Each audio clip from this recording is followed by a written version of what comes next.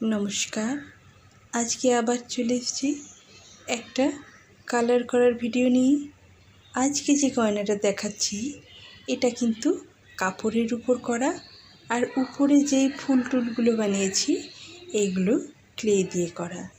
Clay দিয়ে করলে যে কোনো জিনিসই কিন্তু খুব কালারফুল লাগে আর দেখতেও বেশ ভাল লাগে। তবে এই গয়নাগুলো যেহেতু কাপড়ের, তাই এগুলো কিন্তু চট করে ভাঙবে না। কাপড়ের বলাটাও ভুল হবে, ক্লে কাপড় সবই আছে এখানে।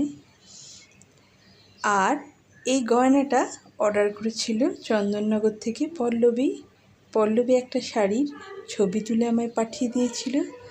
আর তার পছন্দ মতন একটা যেন গোলাপের গয়না আমি বানিয়ে দিই সে বলেছিল, তাই এখানে সেরকম অনুযায়ী আমি কিন্তু গয়না বানিয়ে দিয়েছি। রং করার পর কিন্তু এটাকে ভালোভাবে ভার্নিশ করতে হবে। তবে রং করে নেওয়ার পর কিন্তু খুব সুন্দরভাবে এটাকে শুকাতে হবে।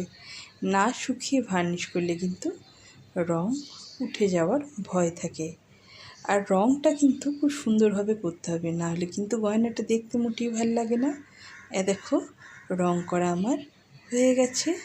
আর দেখো গয়নার শেষ লুকটা কেমন হয়েছে।